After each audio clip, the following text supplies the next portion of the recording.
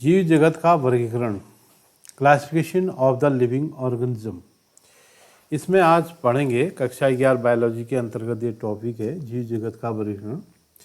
अध्याय 2 के अंतर्गत ये आता है। इसमें जो व्हिटेकर द्वारा जो वर्गीकरण किया था, 5 वर्ग उसके मुख्य रूप से हैं। एक है मोनेरा, प्रोटिस्टा, फंजाई, एनिमिलिया और प्लांटी। तो इसका अध्ययन आपके 11 में होता है। सबसे पहले शुरू करते हैं हम जो जीव जगत का वर्गीकरण हम क्यों करते हैं, लिविंग ऑर्गेनिज्म का क्लासिफिकेशन करने के लिए क्यों आवश्यक है।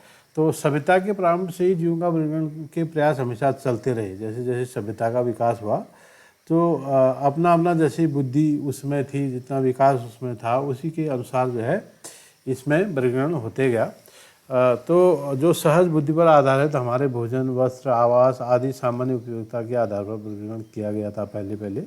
उसके बाद अरस्तु ने सर्वप्रथम वैज्ञानिक मापदंडों का उसमें प्रयोग किया था, जिसमें उन्होंने पादपों को उनके आकारिकी लक्षणों के आधार पर, जैसे वृक्ष है, झाड़ी है, शाक है, इनमें वर्गीकृत किया था।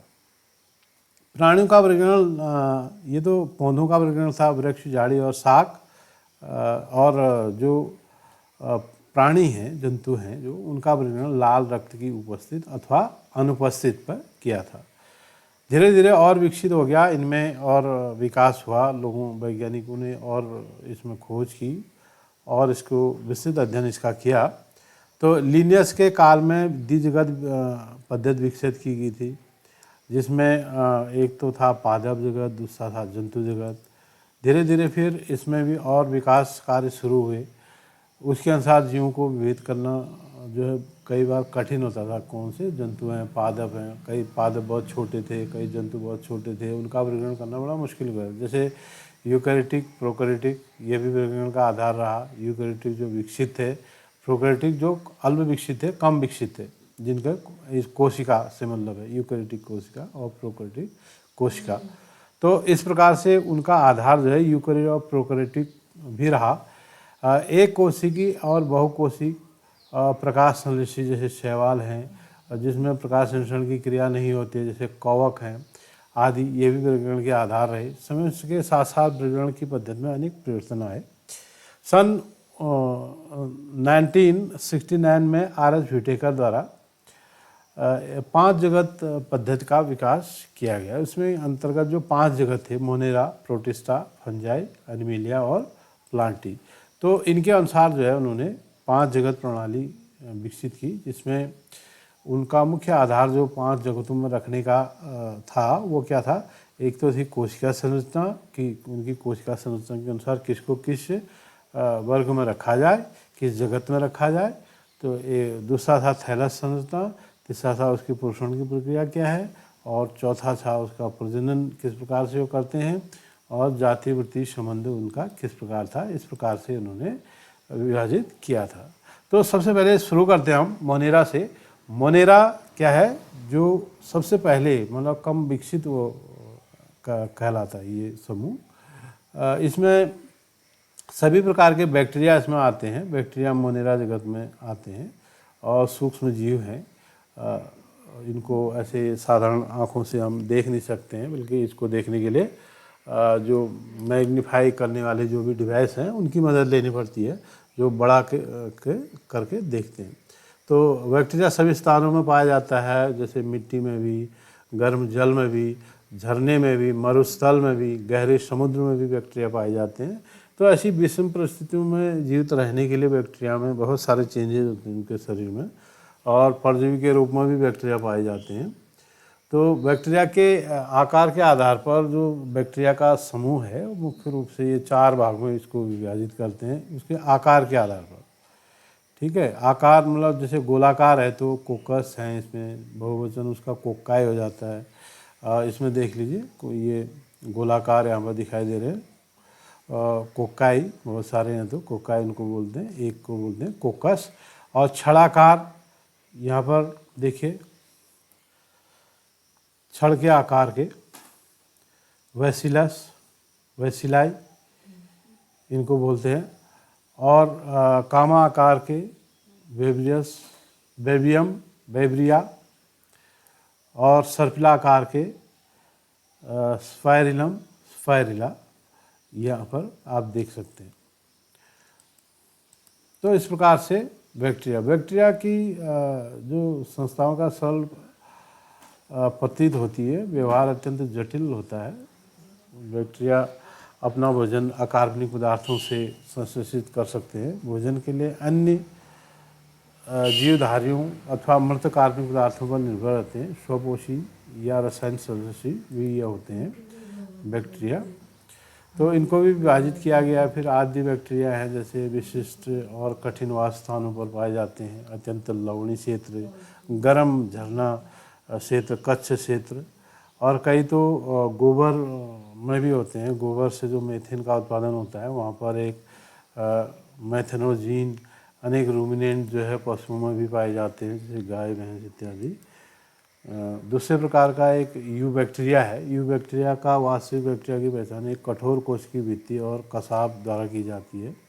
साइनोबैक्टीरिया नील हरित शैवाल, इसमें हरे पौधों की तरह क्लोरोफिल पाया जाता है। एक कोश की है, कॉलोनी है और तंतुमय है अथवा अलवण जली भी होते हैं, ठीक है, समुद्र में पाए जाते हैं।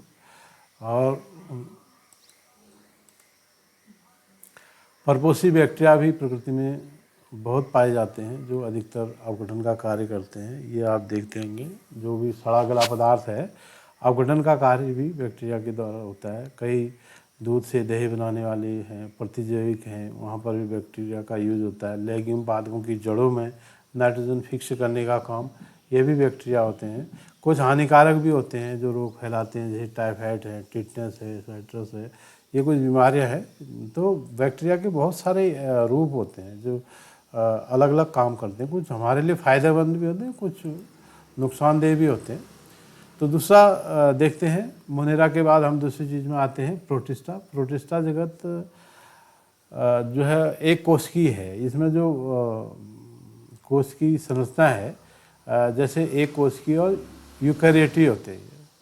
इससे पहले मोनेरा में प्रोकैरियोटी थे उसमें, और प्रोटिस्टा में यूकैरियोटी कोशिका उसमें होती है। यूकैरियोटी कोशिका विकसित है, उससे एक कोशिकीय होते हैं। केंद्रक तथा संगठित कोशिकांग उसमें पाए जाते हैं। जैसा कि यूकैरियोटी का हम जब अध्ययन करते हैं तो यूकैरियोटी की जो कोशिकीय संरचना होती है वो सुसंगठित जिसे कहते हैं। केंद्रक उसमें होता है, केंद्रक झिल्ली उसमें होती है, ये तमाम चीज़ें उसमें पाए जाते हैं।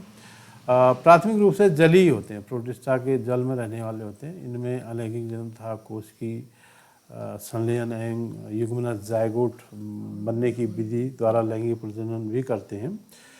कुछ प्रोटिस्ट जो है परभक्षी भी होते हैं, दूसरे प्रोटिस्ट को भोजन के रूप में लेते हैं। जैसे प्रोटोजोआ एक प्रकार का जंतु जो होलोजोइक भी इनको कहते हैं। तो इसमें आप देखते हैं जो अमीबा है, पैरामीशियम है, यूग्लिना है, ये इसमें आते हैं। अब अगला हम देखते हैं कि कवक। कवक क्या है? फंजाई कवक। कवक एक परपोषी है। आकारिकी एवं वास स्थान में बहुत भिन्नता इसमें होती है। जैसे कई डबल रोटी जिसे कहते हैं, ब्रेड या उसका सड़ना आपने देखा होगा, रोटी सड़ना, संतरे का सड़ना कवक के कारण ही होता है।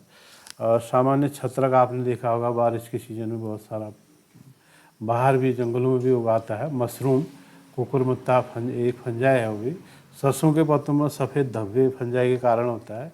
ईस्ट एक कोश की फंजाई बियर तथा रोटी बनाने में भी प्रयोग किया जाता है। ईस्ट एक बियर या अल्कोहल इत्यादि बनाने में उसका किण्वन करने का काम वो करता है ईस्ट। और डबल रोटी जिसे कहते हैं हम, ब्रेड बनाने में भी उसका उपयोग किया जाता है ईस्ट का।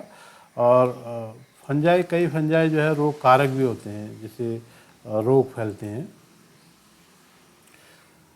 जैसे गेहूं में किट्स रोग पर्किसनिया के कारण होता है।